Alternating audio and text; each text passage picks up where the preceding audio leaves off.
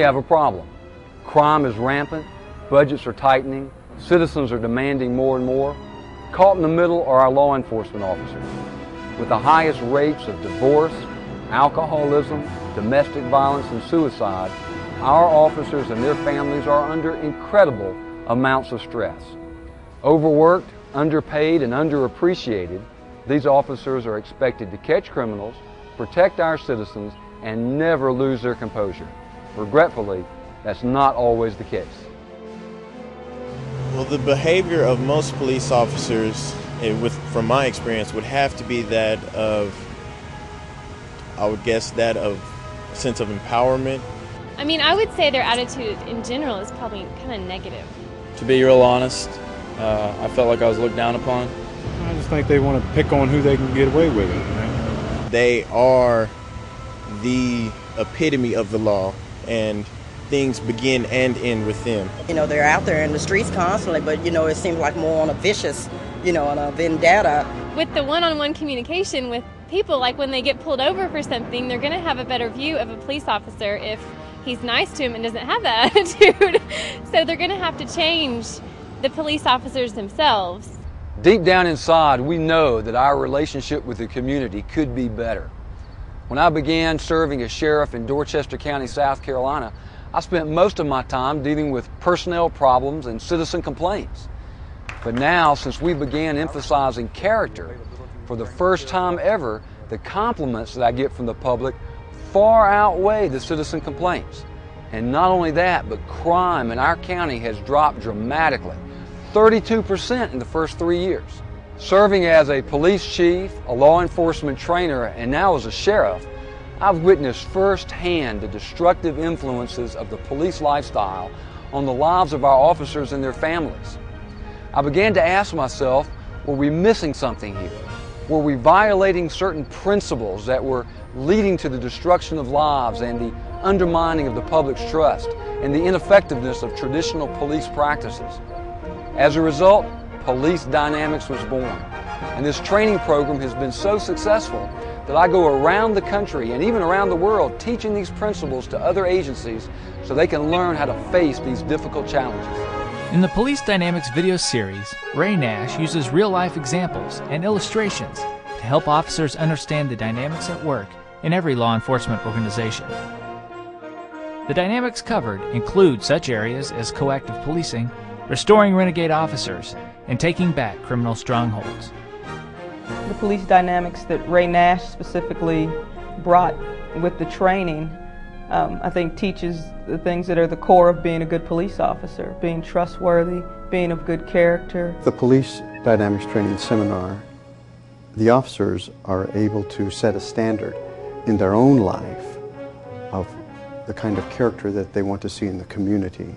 In your official capacity, you do not represent yourself.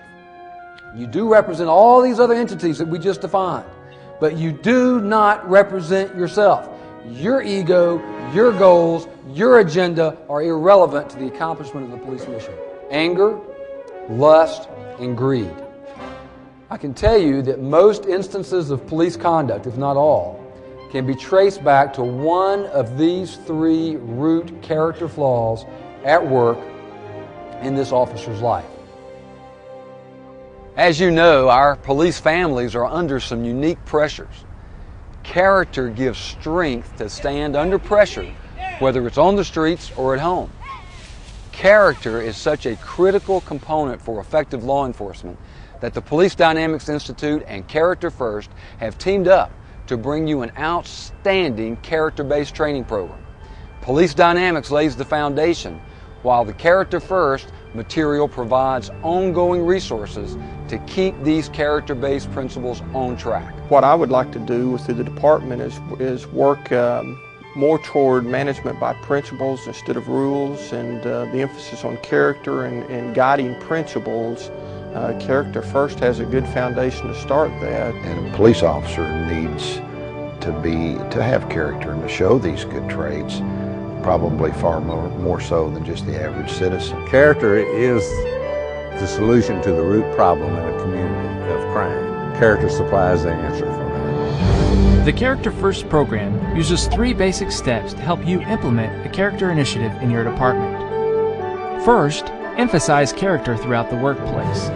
Employee awareness of good character is built through monthly training bulletins, employee meetings, and the example of good leadership. All right, before we hit the streets, I want to go over the character quality for this month, this responsibility. Second, raise the standards and expectations within your organization by requiring good character in every aspect of the workplace. Character is more than just words. Because true character is demonstrated through actions and attitudes, the importance of character must be reinforced through department policies and practices. Character First provides the training and resources to help you redefine the character standards in your department. The third and final step in implementing a character initiative is to recognize the positive qualities exhibited by employees. Today we'd like to recognize Sergeant Gretsch. Recognizing them by praising their good character is one of the best ways to clearly show employees what is expected of them. In my thinking, initiative is another word for leadership, and that is what he is, a leader and an example to the rest of our deputies. Congratulations, Moses. This kind of shows us a new approach to recognize those employees' character traits and to recognize them and acknowledge them for those good traits versus you did an excellent job, we appreciate what you did, do more. And it's kind of some fresh ideas in an area that we probably all need to change. Police dynamics and Character First are not about community relations. They're about community relationships. The power for effective change really does rest within our relationships, and character is the key. You already know that your officers are willing to lay down their lives if necessary. They already operate from a foundation of character. Let's build on that. Your community is calling you to take moral leadership, and so am I, by putting character first.